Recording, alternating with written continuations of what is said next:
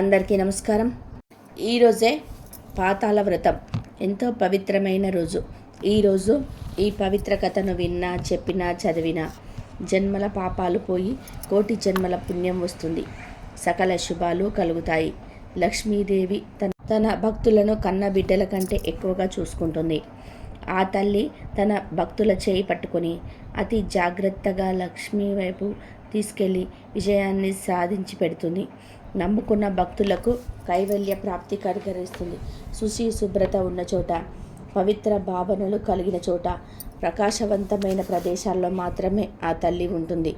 ఒకవేళ లక్ష్మి అంటే సంపద తన దగ్గర ఉంది కదా అని నిర్లక్ష్య ధోరణితో ప్రవర్తిస్తే తక్షణం ఆ ప్రదేశాలన్నీ నిర్దాక్షిణ్యంగా వదిలిపెట్టి వెళ్ళిపోతుంది.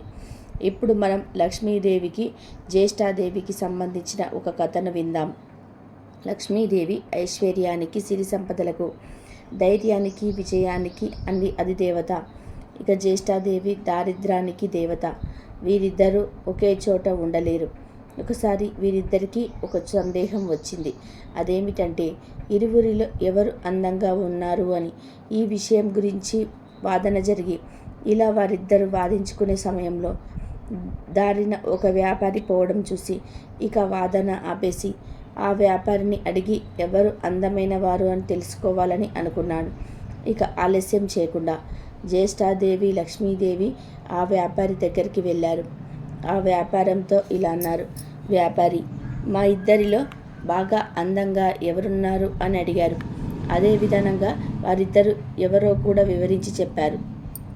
వారిద్దరు ఎవరో తెలుసుకొని ఇక వ్యాపారికి చెమటలు పట్టాయి.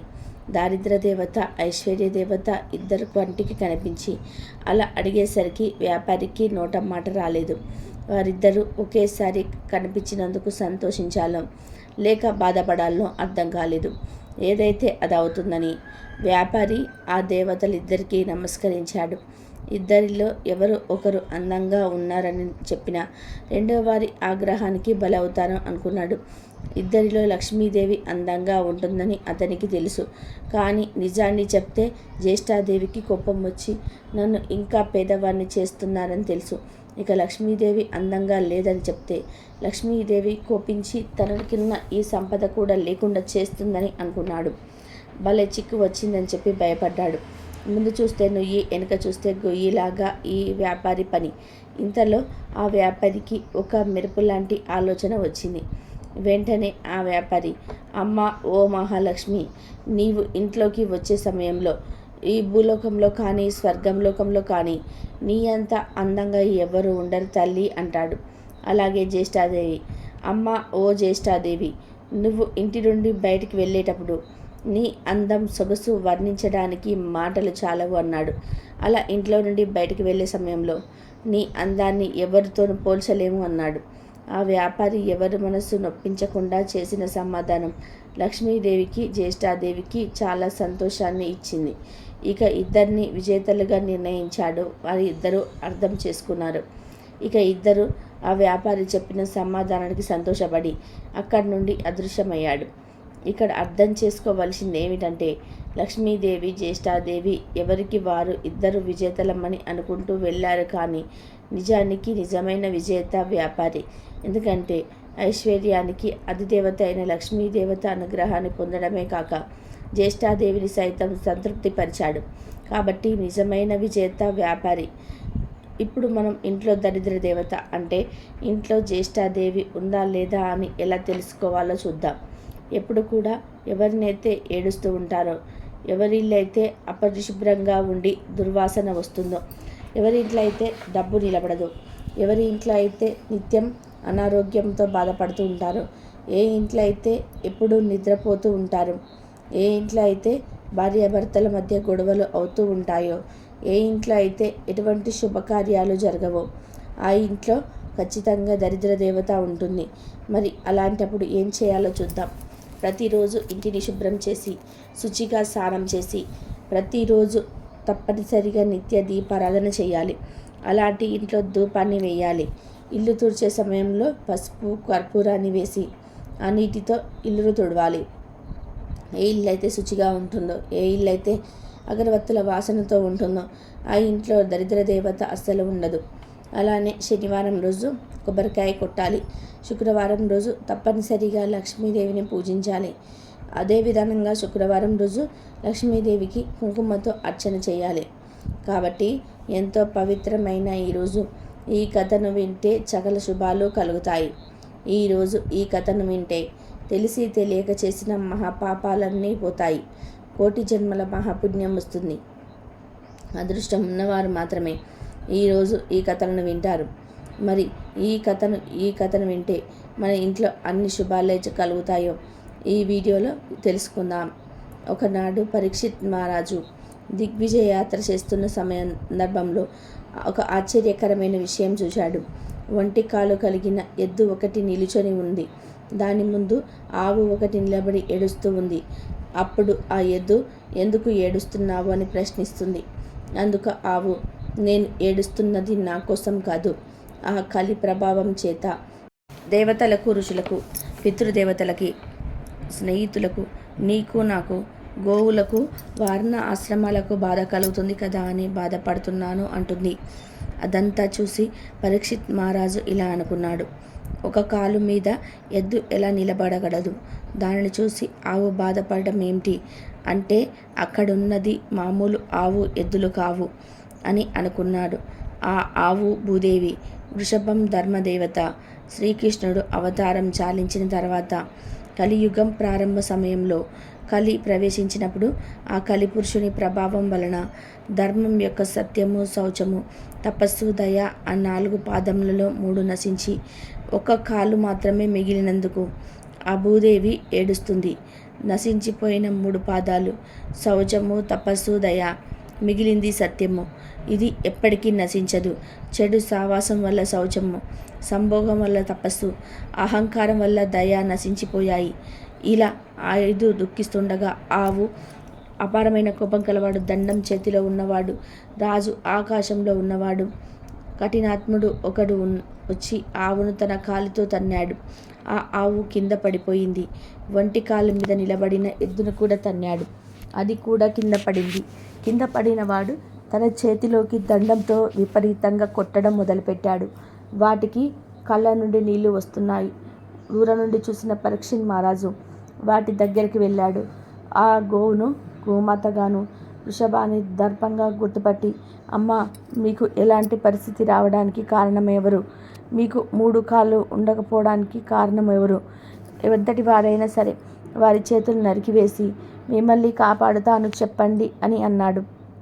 అందుకు ఆ గోమాత ఇలా అంటుంది.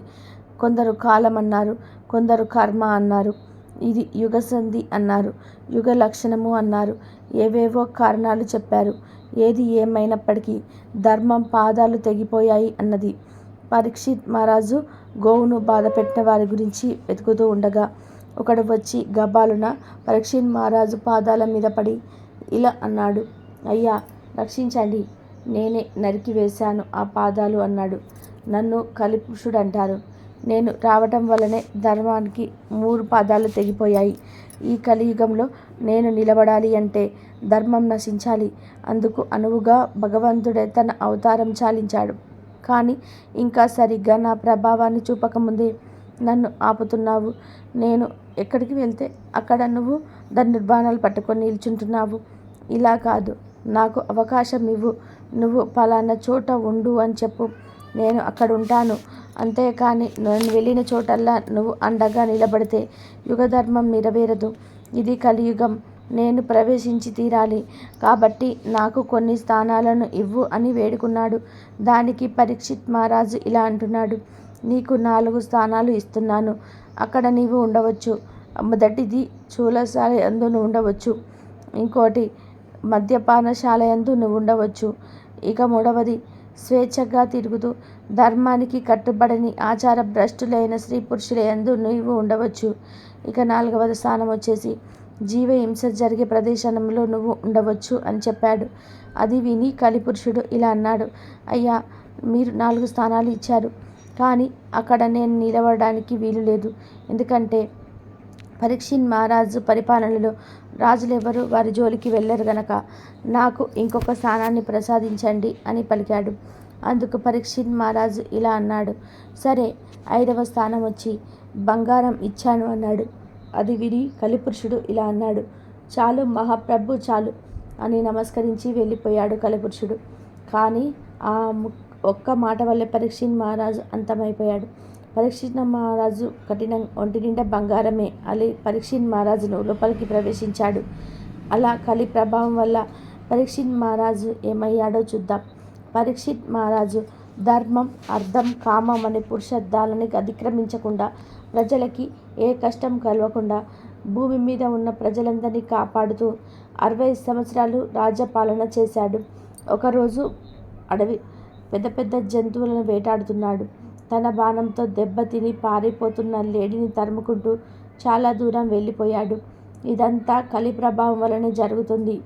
అలా లేడీ వెంట పడుతూ ఒక చోట తపస్సు చేసుకుంటూ శమీక మహర్షి దగ్గరికి వచ్చి ఇలా అంటాడు, ఓ మహర్షి, బాణం దెబ్బతిన్న లేడీ ఇటువైపు వచ్చిందా అని అడిగాడు. తపస్సులో ఉన్న మహర్షికి అది వినిపించలేదు. అతడి ప్రశ్నకి మహర్షి సమాధానం చెప్పలేదు.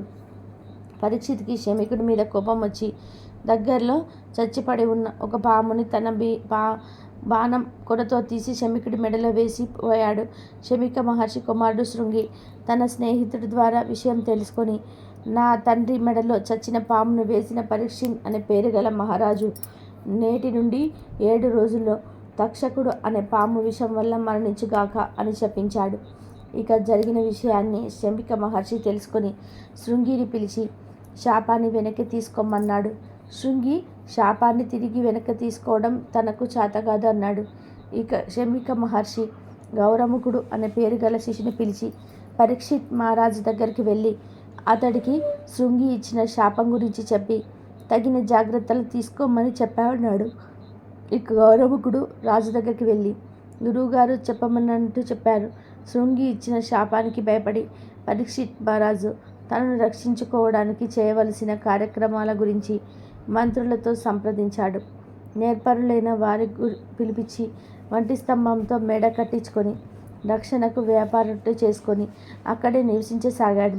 విషయం తెలుసుకున్న అక్కడికి వచ్చిన అనేక మంది బ్రహ్మర్షులు మహర్షులతో తనకి 7 రోజుల సమయం ఉందని, మోక్షం పొందడానికి ఉపయోగించే పురాణాల ఇతిహాసాలు చెప్పించుకోమన్నాడు. కశ్యప మహర్షి వెంటనే పరీక్షిత్ మహారాజును బ్రతికించాలని బయలుదేరాడు. తక్షకుడు అడవిలో కశ్యప మహర్షిని కలిసి తనకి వెళ్ళిపోమన్నాడు. కశ్యప మహర్షి పరీక్షిత్ మరణం తప్పదని తెలుసుకుని వెనక్కి వెళ్ళిపోయాడు. ఇక తక్షకుడు సర్పాలని, బ్రాహ్మణ రూపాలలోకి మారమని, మంచి సువాసనలు వెదజల్లే తాజా పువ్వులని, రుచిగా తీయగా ఉండే పండ్లని మోదుగా ఆకులతో చేసిన పుట్టలో పెట్టుకొని పరీక్షిత్ మహారాజు ఉంటున్న వంటి స్తంభం మేరలోకి వెళ్ళమని, తాను కూడా అదృశ్య రూపంలో బాలుని అనుసరించాడు. ఇక వేదాలు చదువుతూ లోపలికి వచ్చిన బ్రాహ్మణ యువకులు తెచ్చిన పండ్లు పూలు తీసుకున్నాడు. పరీక్షిత్ మహారాజు తనకు ఇరువైపులా కూర్చున్న అందరితో ఇలా అన్నాడు, శృంగి మహర్షి శాపం ఇచ్చి 7 రోజులు గడిచిపోతున్నాయి, సూర్యుడు అస్తమిస్తున్నాడు అని చెప్తూ తన దగ్గర ఉన్న పండ్ల బుట్టని చూపించి వీటిని అందరికీ పంచండి అని చెప్పాడు. అందరికీ పంచటం అయిపోయాక తాను కూడా ఒక పండును చీల్చాడు. అందులో ముందుగా నల్లగా కనపడి అంతలోనే ఎర్రటి రంగులో పాముగా మారి అగ్ని జ్వాలల విషాన్ని చిమ్ముతూ తక్షకుడు బయటకు వచ్చి పరీక్షిత్ మహారాజుని కరిచి వెళ్ళిపోయాడు. తక్షకుడు విషం వల్ల జనమేజయుడి తండ్రి పరీక్షిత్ మహారాజు మరణించాడు. కాబట్టి బంగారంతో పాటు ఈ 5 స్థానాలలో కలి ప్రభావం ఉంటుంది. ఈ 5 స్థానాలలో ఎక్కువగా మోహం పెంచుకుంటే మనం నైతికంగా పతనం అవుతాము. అదృష్టవంతులు మాత్రమే ఈరోజు ఈ కథను వింటారు. ఇక మీ ఇంట్లో అన్ని శుభాలే. అత్రి మహర్షి బ్రహ్మ మానసపుత్రుడు. అత్రి మహర్షికి అనసూయ యందు బ్రహ్మ శివకేశవుల వంశంతో చంద్రుడు, దుర్వాసుడు, దత్తాత్రేయుడు అనే 3 కుమారులు జన్మిస్తారు. చంద్రుడు బ్రహ్మవంశంతో జన్మిస్తాడు. చిన్నతనంలో చంద్రుడు దీక్షతో బ్రహ్మ గురించి తపస్సు చేశాడు. ఆ తపస్సుకు మెచ్చిన బ్రహ్మ చంద్రుణ్ణి లతలకు, వృక్షాలకి, ఔషధాలకు, నక్షత్రాలకు అధిపతిని చేశాడు. తరువాత చంద్రుడు రాజసు యాగం చేసి దక్షక పుత్రికను 27 మందిని పరిణయమాడాడు. అంతేకాదు చంద్రుడు దేవగురువైన బృహస్పతి దగ్గరకు శాస్త్రజ్ఞానం కోసం అభ్యసించడానికి వెళ్ళాడు. గురువు పత్ని సేవిస్తూ చదువు సాధిస్తున్నాడు. ఒకనాడు గురువు ఇంద్రుని రాజధాని అమరావతికి యజ్ఞం చేయించడానికి వెళ్ళాడు. బృహస్పతి భార్య తారకు అందగాడైన చంద్రుడిపై మోహం కలిగింది. ఆమె కవింపు చర్యలకు యువకుడైన చంద్రుడు ఆకర్షితుడయ్యాడు. గురుపత్ని అని కూడా మర్చిపోయి తార విలాసాలకు లొంగిపోయి ఆమెను ప్రియురాలిగా చేసుకున్నాడు. బృహస్పతికి భయపడి ఆమెను లేవదీసుకొని దూరంగా పారిపోయాడు. ఇక ఎవరు చెప్పినా కూడా చంద్రుడు తారను వదిలిపెట్టలేదు. ఈ కారణంగా చంద్రుడికి బృహస్పతికి మధ్య శత్రుత్వం మొదలైంది. రాక్షసుల గురువైన శుక్రాచార్యునకు దేవతల గురువైన బృహస్పతితో సహజంగానే విరోధం ఉంది. అందువల్ల శుక్రాచార్యుడు రాక్షస వీరులు కలిసి చంద్రుని పక్షం చేరి బృహస్పతిని ఎదిరించారు. దేవేంద్రుడు దేవతలతో కలిసి బృహస్పతికి అండగా నిలిచాడు. తారా విషయంగా రెండు వర్గాల మధ్య పెద్ద యుద్ధం జరిగింది. రెండు పక్షాలలో చాలామంది మరణించారు. బృహస్పతి తండ్రి అయిన అగ్గిరసుడు ఈ సమస్యను ఎలాగైనా సరే పరిష్కరించమని బ్రహ్మదేవుని వేడుకున్నాడు. ఇక బ్రహ్మదేవుడు వచ్చి చంద్రుణ్ణి మందలించి తారను బృహస్పతికి ఇప్పించాడు. అప్పుడు బృహస్పతి తారతో ఇలా అన్నాడు: ఓ అపవిత్రురాలా, సిగ్గులేక వేసేలాగా అతని ధర్మంగా ఆ చంద్రుని వలన గర్భం తెచ్చుకున్నావు. ఆ గర్భం ఇచ్చుకో అన్నాడు.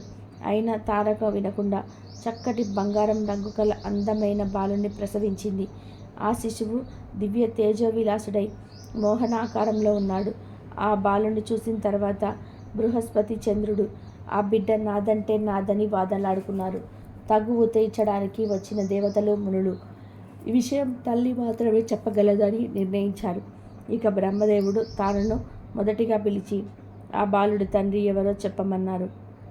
ఇక తార సిగ్గుపడుతూ ఆ బాలుడు తన చంద్రుడి వల్ల పుట్టాడని చెప్పింది. ఇక బ్రహ్మ ఆ బాలుడికి బుధుడు అనే నామకరణం చేసి చంద్రుడికి అప్పగించాడు.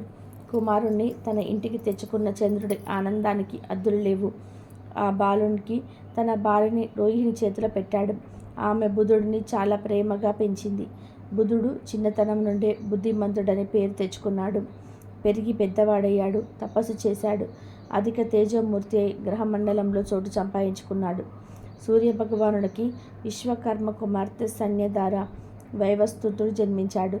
ఆయన 7వ మనువుగా ప్రసిద్ధుడు. వైవస్త మనువుకి 90 కుమారులు. వారు వివిధ భూమండలాలకు పరిపాలికగా నిర్మితులయ్యాడు.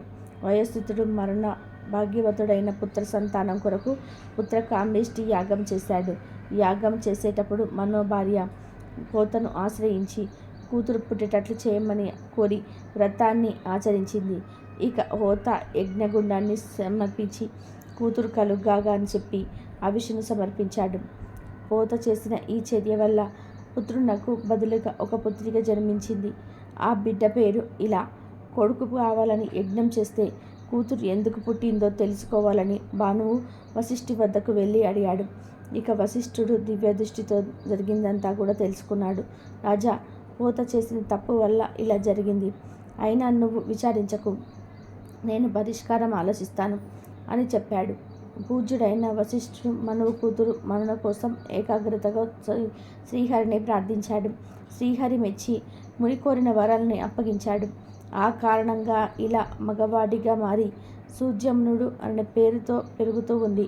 ఈ సుజమ్నుడు రాజ్యం చేస్తూ ఒకనాడు తన మంత్రులతో కలిసి కారాగవికి వేటకు వెళ్ళాడు. క్రూర జంతువులను వేటలో ఉత్తర దిక్కుగా వెళ్ళి పేరు పర్వతం దగ్గర కుమారవనం చేరాడు. ఆ కుమారవనంలో పార్వతీ పరమేశ్వరులు ఏకాంతంగా విహరిస్తూ ఉంటారు. ఆ వనంలో కాలు పెట్టగానే రాజు వెంట వచ్చిన వారందరూ కూడా స్త్రీలుగా మారిపోయారు. పూర్వం శివుణ్ణి దర్శించాలనే కోరికతో కొందరు మునులు ఆ అడవిలో తిరుగుతూ కుమారవనంలో ప్రవేశించారు. ఆ సమయంలో శివుడి ఒడిలో ఉన్న పార్వతీదేవి మునులను చూసి సిగ్గుతో లేచి కూర్చుంది. దూరం నుండి గమనించిన మునులు శివ దర్శనానికి సరి అయిన సమయం కాదని తలిచి అదలీవనానికి వెళ్ళిపోయారు. తర్వాత బలవంతుడైన పరమేశ్వరుడు తన ప్రియసఖి వేడుక కోసం ఈ కుమారవనంలోకి ఎవరు ప్రవేశించినా స్త్రీలుగా మారిపోవుగాక అని పలికాడు. ఆ కారణంగానే సుగ్రీవునుడు స్త్రీకి మారిపోయాడు. ఈ విధంగా రాజకాంత అయిన సుగ్రీవునుడు తాను స్త్రీ విలాసాలు కలపరుస్తూ తన చెలికత్తెలతో కలిసి దైవవశాత్తు చంద్రుని కొడుకైన బుధుడి ఆశ్రమానికి చేరి అక్కడ విహరించసాగాడు. రాజకుమార్తె చంద్రుని కొడుకును చూసింది. బుధుడు కూడా ఆమెను చూశాడు. ఆమె తన అందంతో శృంగార సాష్టలతో బుధుణ్ణి ఆకర్షించి ఒలిచి వలపించి పరిణయమాడింది. ఆ బుధ ఇలా దంపతులకు కురవుడు జన్మించాడు. కురూరవుడు అంతచందాలలో మన్మధుడికే జయంతుడికి సాటి అయినవాడు. ధైర్యవంతుడు, దానశీలి, సప్తద్వీపాలను తన ఆధీనంలో ఉంచుకొని ఆదర్శప్రాయంగా పరిపాలిస్తున్నాడు. పూర్వశి ఒక అప్సర కన్య, ఇంద్రసభలో నర్తకి. ఒకసారి నారదుడి ద్వారా కురూరవుని సౌందర్యాన్ని గురించి విన్నది.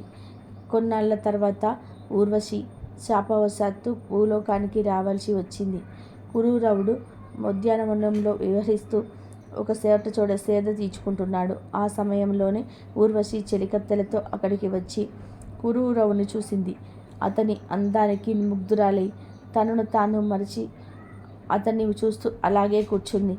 అప్పుడు ఆమెను చూసిన కురూరవుడు ఆశ్చర్యంతో ఇలా అన్నాడు, సుందరి, ఎవరు నీవు? దేవకన్యలా ఉన్నావు. నువ్వు ఎక్కడికి ఎలా వచ్చావు అని అడిగాడు. దానికి ఊర్వశి ఇలా అంటుంది, నా పేరు ఊర్వశి.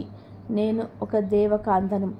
ఒక అనివార్య కారణాల వల్ల కొన్నాళ్ళు ఈ భూలోకంలో ఉండాల్సి ఉంది. నారదుడితో నీ అందచందాలను పరాక్రమం గురించి విన్నాను అని సమాధానం ఇచ్చింది.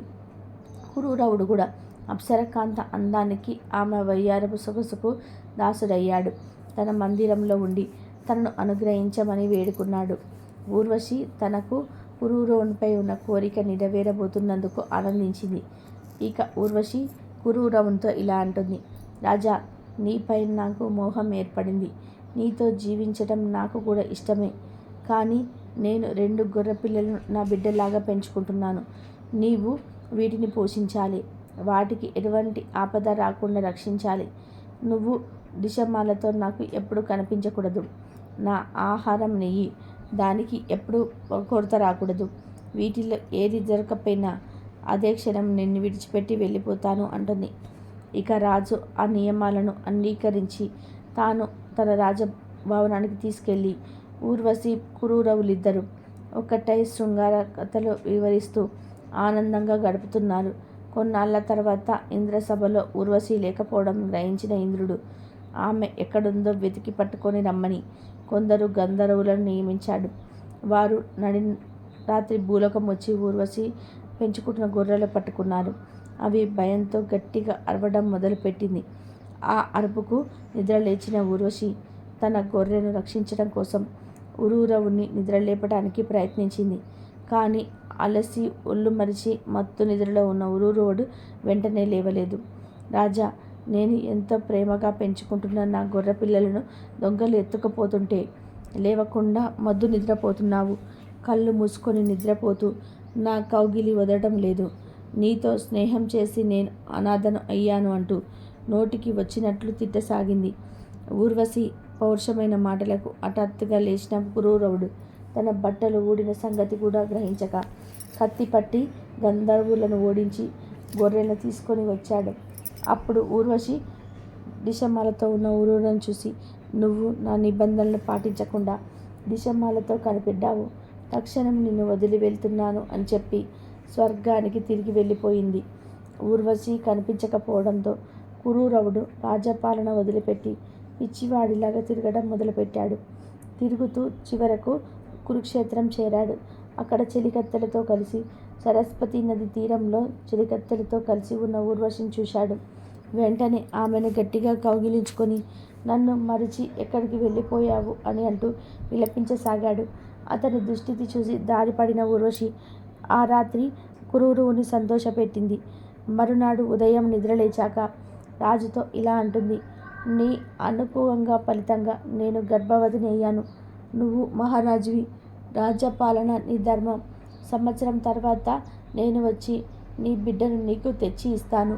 గంధర్వునకు ప్రార్థించు, వారు నిన్ను కరుణిస్తారు అని చెప్పి వెళ్ళిపోయింది. రాజు సంతృప్తిగా రాజధానికి వెళ్ళిపోయాడు. కురూరవుడు గంధర్వులను మనస్ఫూర్తిగా ప్రార్థించాడు. సంవత్సరం కాగానే ఊర్వశికి ఒక పుత్రుడు జన్మిస్తాడు. గంధర్వులు కురూరవుని వద్దకు వచ్చి తనను ఊర్వశిని విడదీసినందుకు క్షమించమని కోరాడు. ఫలితంగా వారు ఒక అగ్నిగుండికను ఇచ్చి యజ్ఞం చేయమన్నారు.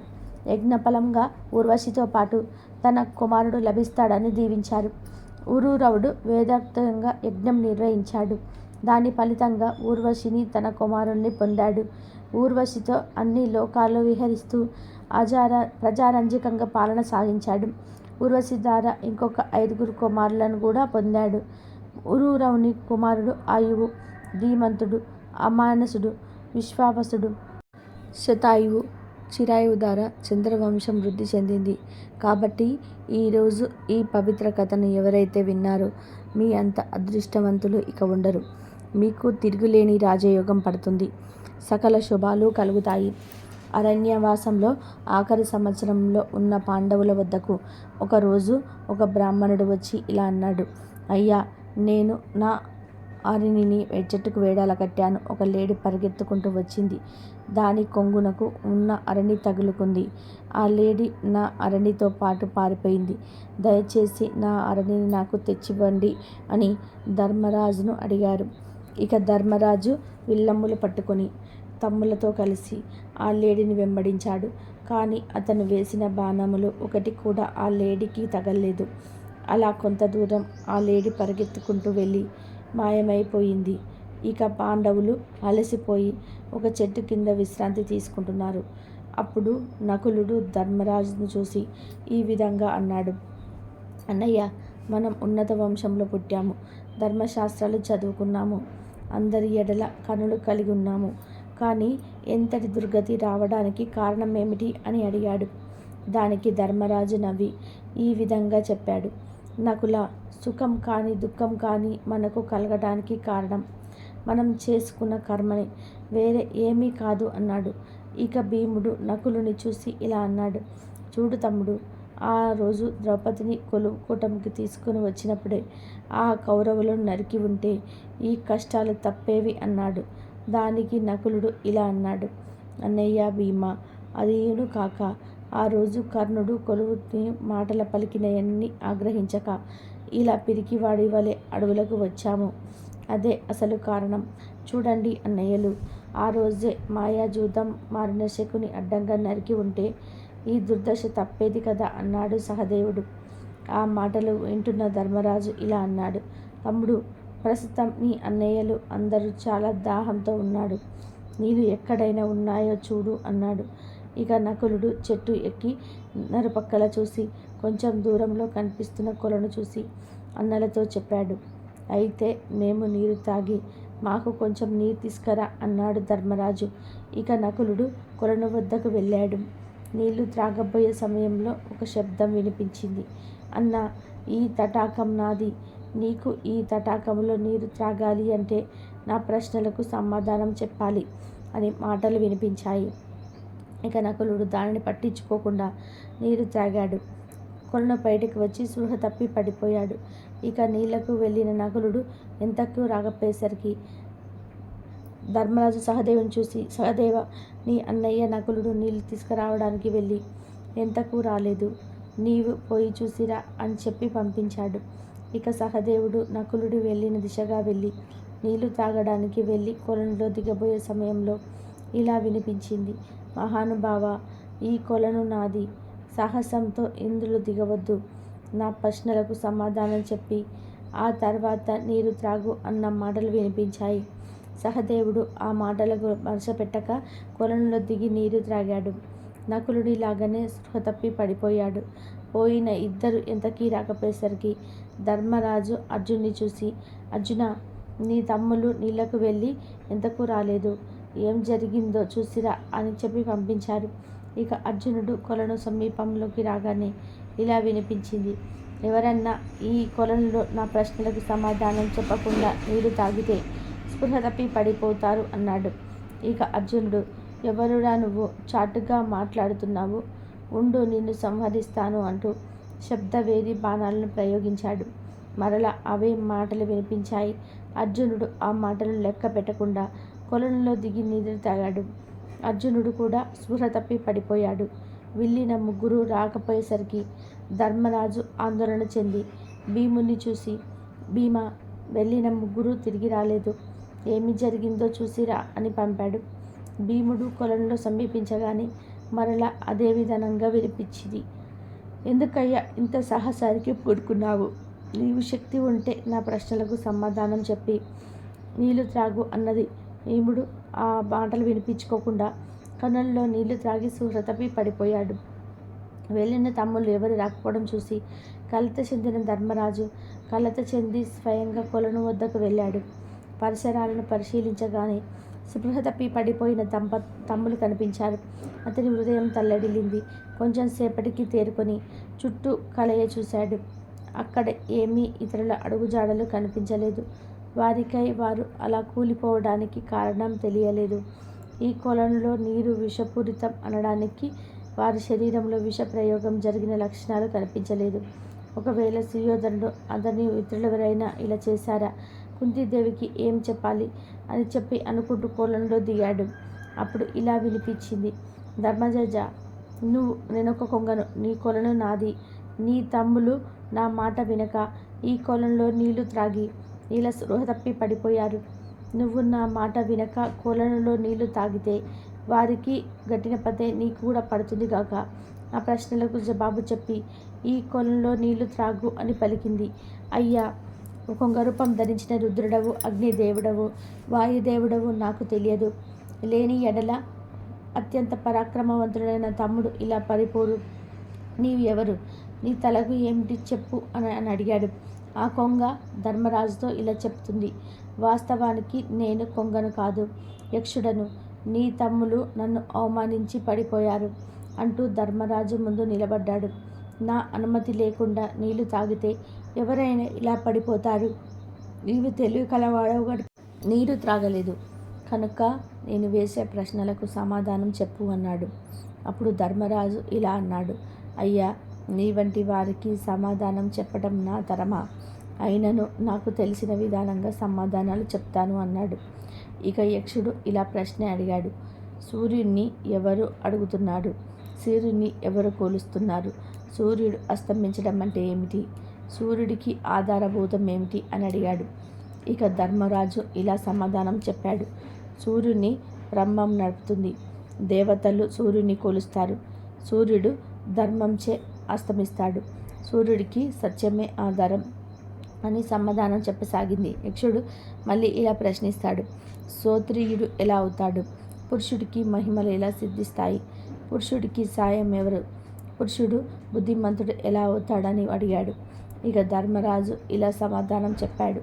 శృతం వల్ల శ్రోత్రియుడవుతాడు, అనగా వేదము అధ్యయనం వల్ల, తపస్సు వల్ల మహిమలు చెప్పిస్తాయి. పురుషునకు అతని ధైర్యమే అతనికి సహాయం. గొప్పవారికి జ్ఞానులకు సేవ చేయడం వల్ల బుద్ధిమంతుడు అవుతాడని చెప్పారు. ఇక యక్షుడు ఇలా ప్రశ్నించాడు. బ్రాహ్మణుడు దైవత్వం ఎలా పొందుతాడు? అతనికి సాధుభావం ఎలా ఏర్పడింది? బ్రాహ్మణుడు దైవత్వం ఎలా పొందుతాడు? అతనికి సాధుభావం ఎలా ఏర్పడింది? బ్రాహ్మణుడు మానవుడు ఎలా అవుతాడని అడిగాడు. దానికి ధర్మరాజు, వేద పఠనం చేత దైవత్వం పొందుతాడు. అధికమైన నిష్ఠ వలన సాధు స్వభావం ఏర్పడుతుంది. నిష్ఠను కోల్పోయినప్పుడు దుష్కృతుడు అవుతాడు. శుచిత్వం ఆచరించని బ్రాహ్మణుడు మరణ భయంతో మానవుడు అవుతాడు అని సమాధానం చెప్తాడు. ఇక యక్షుడు మళ్ళీ ఇలా ప్రశ్నిస్తాడు. జీవమృతుడు అనగా ఎవరు అని యక్షుడు ప్రశ్నించాడు. ఇక ధర్మరాజు ఇలా సమాధానం చెప్పాడు. దేవతలకు, అతిథులకు, పితృదేవతలకి తన వద్ద సేవకులకు పెట్టకుండా తినేవాడు. జీవించిన మరణించినట్లే లెక్క అని సమాధానం చెప్పాడు. ఇక యక్షుడు ఇలా ప్రశ్నించాడు. భూమి కంటే బరువైనది ఏది? ఆకాశం కంటే పొడవైనది ఏది? గాలి కంటే వేగమైనది ఏది? గడ్డి కంటే వేగంగా పెరిగేది ఏంటి అని అడిగి ప్రశ్నించాడు. అప్పుడు ధర్మరాజు ఇలా సమాధానం చెప్పాడు. భూమి కంటే బరువైనది కన్న తల్లి, ఆకాశం కంటే పొడవైన వాడు కన్న తండ్రి, గాలి కంటే వేగవంతమైనది మనసు, మనసులో కలిగిన చింత గడ్డి కంటే వేగంగా పెరుగుతుంది అని ధర్మరాజు సమాధానం చెప్పాడు. ఇక యక్షుడు మళ్ళీ ఇలా ప్రశ్నించాడు. కనులు తెరిచి నిద్రించేది ఏది? పుట్టిన తర్వాత కూడా కదలలేనిది ఏది? రూపం ఉండి కూడా హృదయం లేనిది ఏది? వేగం వల్ల వర్ధిల్లేది ఏది అని ప్రశ్నించాడు. ఇక ధర్మరాజు ఇలా సమాధానం చెప్పాడు. కనులు తెరిచి నిద్రించేది చాప, పుట్టిన తర్వాత కదలలేనిది అండము, రూపం ఉండి ఉదయం లేనిది పాషాణం, వేగం వల్ల వర్ధిల్లునది ఏరు అని ధర్మరాజు సమాధానం చెప్పాడు. యక్షుడు మళ్ళీ ఇలా ప్రశ్నించాడు. బాటసారికి, రోగస్తుడికి, గృహస్థునికి, చనిపోయిన వారికి ఎవరు బంధువు అని ప్రశ్నించాడు. దానికి ధర్మరాజు ఇలా సమాధానం చెప్పాడు. బాటసారికి తోటి ప్రయాణికుడు, రోగగ్రస్తుడికి వైద్యుడు, గృహస్థునికి మంచి భార్య, చనిపోయిన వారికి అతను ఆచరించిన ధర్మాలు బంధువులు అని సమాధానం చెప్పాడు ధర్మరాజు. ఇక యక్షుడు మళ్ళీ ఇలా ప్రశ్నించాడు. ధర్మానికి ఆధారమేమి? కీర్తికి ఆశయమేది? దేవలోకమునకు పోవు మార్గమేది? సుఖించుటకు మూలమేది అని అడిగాడు. ఇక ధర్మరాజు ఇలా సమాధానం చెప్పాడు. కరుణ స్వభావం ధర్మానికి మూలం. దానం చేయటం వలన కీర్తి వస్తుంది. సత్యం పలుకుటయే దేవలోకానికి పోవుటకు మార్గం. మంచి ప్రవర్తన అన్నిటికీ సుఖములకు మూలం అని ధర్మరాజు సమాధానం చెప్పాడు. ఇక యక్షుడు మళ్ళీ ఇలా ప్రశ్నించాడు. నరునకు ఆత్మ ఏది? దైవికమైన చుట్టం ఎవరు? అతని ఏ ఆధారంతో జీవిస్తాడు? నరుడు ఎందువల్ల మంచితనం పొందుతాడు అని యక్షుడు ప్రశ్నించగానే ధర్మరాజు ఇలా సమాధానం చెప్తాడు. పుత్రుడే నరునకు ఆత్మ, భార్య దేవుడిచ్చిన చుట్టము. అతనికి జీవనం, మేఘములు కల్పిస్తాయి. దానం వల్ల నరుడు మంచితనం పొందుతాడు అని ధర్మరాజు సమాధానం చెప్తాడు. ఇక యక్షుడు మళ్ళీ ఇలా ప్రశ్నిస్తాడు. ధర్మములలో గొప్ప ధర్మం ఏది? ఏది మనకు పరిపూర్ణం కలుగుతుంది? ఏది వదిలిపెడితే మనకు ఆనందం కలుగుతుంది? ఎవరితో స్నేహం ఎప్పుడు చెరిపోదు అని ప్రశ్నించాడు. దానికి ధర్మరాజు ఇలా సమాధానం చెప్పాడు. అహింస పరమధర్మం. యజ్ఞయాగాదులు మనకు పూర్తి ఫలితాలు ఇస్తాయి. అహంకారం వదిలిపెడితే మనకు ఆనందం కలుగుతుంది. మంచి వారితో స్నేహం ఎప్పుడు కూడా చెడిపోదు అని ధర్మరాజు సమాధానం చెప్పాడు. ఇక యక్షుడు మళ్ళీ ఇలా ప్రశ్నించాడు. ఈ లోకమునకు దిక్కు ఎవరు? అన్నం జలం ఎందువల్ల సంభవిస్తున్నాయి? విషం అనగా ఏమి? స్వార్థకములకు ఏది సమయం అని ప్రశ్నించగాని ధర్మరాజు ఇలా సమాధానం చెప్తాడు. మంచివారే ఈ లోకానికి దిక్కు. నీరు, అన్నం, మేఘం వల్ల సంభవిస్తాయి. బ్రాహ్మణుడు ధనం విషతుల్యం. బ్రాహ్మణుడు వచ్చినప్పుడే శార్దమునకు మంచి సమయం అని సమాధానం చెప్పాడు. ఇక యక్షుడు మళ్ళీ ఇలా ప్రశ్నించాడు. మనిషి ఏది వదిలిపెడితే సర్వజన ప్రియుడు, శోకం లేనివాడు, ధనం కలవాడు, సుఖి అవుతాడు అని యక్షుడు ప్రశ్నించగానే ధర్మరాజు ఇలా సమాధానం చెప్పాడు. ధర్మం వదిలిపెడితే సర్వజన ప్రియుడు అవుతాడు. కోపం వదిలిపెడితే దుఃఖం ఉండదు. లోభి కానివాడు సంపన్నుడవుతాడు. అత్యాశను వదిలిపెడితే సుఖాన్ని పొందుతాడు అని సమాధానం చెప్పాడు ధర్మరాజు. ఇక యక్షుడు ఇలా ప్రశ్నించాడు. పురుషుడు ఎవరు? అత్యంత ధనవం కలవాడు ఎవరు అని ప్రశ్నించాడు. దానికి ధర్మరాజు ఇలా సమాధానం చెప్పాడు. ఎవడు కీర్తిమంతుడో వాతడే పురుషుడు. ప్రియుడు, అప్రియుడు, సుఖదుఖములు, జరిగినవి, జరగబోవినవి ఎవరు సబబుగా చూసినో అతడే అత్యంత ధనవంతుడు అని ధర్మరాజు సమాధానం చెప్పాడు. ఇక ధర్మరాజు చెప్పిన సమాధానం విని యక్షుడు తృప్తి చెందాడు. ధర్మరాజా, నా ప్రశ్నలకు సమయోచితంగా బదులు చెప్పి నన్ను తృప్తిపరిచావు. నీ తమ్ములను ఒకరి ప్రాణం తిరిగి ఇచ్చేద్దనని కోరుకో అన్నాడు. దానికి ధర్మరాజు ఇలా అన్నాడు. మహాత్మా, నా తమ్ములు నకులకు ప్రాణము తిరిగి ఇచ్చి ఏమన్నాడు? దానికి యక్షుడు ఇలా అన్నాడు. అదేమిటి, మీవు అర్జునులు వదిలిపెట్టి నకులుని కోరుకున్నావు అని అడిగారు. దానికి ధర్మరాజు, అయ్యా, నా తల్లి బుద్ధిదేవి కుమారులలో నేను జీవించి ఉన్నాను. నా తండ్రి రెండవ భార్య మాతృపుత్రులలో నకులుడు పెద్దవాడు. అందుకని అతనిని కోరుటకు ధర్మం కదా అన్నాడు. ఇక యక్షుడు, ధర్మరాజా, నీ ధర్మ నివృత్తికి నెచ్చాను. నీ తమ్ములు అందరూ పునర్జీవితులు కాగలరు అని వరమిచ్చాడు. వెంటనే భీమార్జున నకుల సహదేవులు నిద్ర నుండి లేచినట్టు లేచారు. ఇక ధర్మరాజు ఇలా అన్నాడు. మహాత్మా, నీవు మామూలు యక్షుడవు కాదు. నీవెవరో చెప్పుము అని ప్రార్థించాడు. దానికి యక్షుడు, ధర్మరాజా, నేను యమధర్మరాజుని. నిన్ను చూడవలనని వారి కోరిక కలిగి వచ్చాను. సత్యము, శౌచము, దానము, తపము, శమము, కీర్తి, వివేకము ఉన్న యొక్క మూర్తులు పై గుణములు ఆశ్రయించిన వారు దుర్గతి పొందుతారు. నీవు కోరిన వరాలు ఇస్తాము, కోరుకో అన్నాడు యమధర్మరాజు. దానికి ధర్మరాజు ఇలా అన్నాడు. యమధర్మరాజా, నా ఆశ్రమంలో నివసిస్తున్న ఒక బ్రాహ్మణుడిపై ఆల్రెడీ ఒక లేడీ అపహరించి దాన్ని ప్రసాదింపుము అని అడిగాడు. ఇక యమధర్మరాజు ఇలా సమాధానం చెప్పాడు. ధర్మరాజా, నేనే ఆ లేడిని. నీ మనసు ఎలా ప్రవర్తిస్తుందో తెలుసుకోవడానికి ఆ అరణ్యని నేనే తీసుకొని వచ్చాను. ఇదిగో అరణ్య తీసుకో అని అరణ్యని తిరిగి ఇచ్చాడు. ఇక యమధర్మరాజు ఇలా అన్నాడు. పాండవులారా, అరణ్యవాసం పూర్తయింది. ఇక 1 సంవత్సరం అజ్ఞాతవాసం మిగిలి ఉన్నది. అజ్ఞాతవాస సమయంలో మీరు ఏ రూపాలు కోరితే ఆ రూపాలు వస్తాయి. మిమ్మల్ని ఎవరు గుర్తించకుండా వరం ఇస్తాను. మరొక వరం కూడా కోరుకో అన్నారు. దానికి ధర్మరాజు, దేవతలలో అధిదేవుడవైన నీ దర్శనం కంటే నాకు కావలసిందేముంది? నా మనస్సు ఎల్లప్పుడూ ధర్మ మార్గాన చరించేలా క్రోధము, మోహం వంటి దుర్గుణాలు ఉన్న దరిచేరకుండా ప్రసాదించు అన్నాడు. ఇక యమధర్మరాజు అలాగే వరం ఇచ్చి అంతర్ధానమయ్యాడు. ఇక ధర్మరాజు అతడిని బ్రాహ్మణుడికి ఇచ్చి అతని ఆశీర్వాదం పొందాడు. ఆ ప్రకారం పాండవులు తమ అరణ్యవాసం పూర్తి చేశారు. కాబట్టి ఈరోజు ఈ కథ విన్న మీరంతా ఎంతో అదృష్టవంతులు. మీకు సకల శుభాలు కలుగుతాయి. ఇంతవరకు చూసినందుకు ధన్యవాదాలు.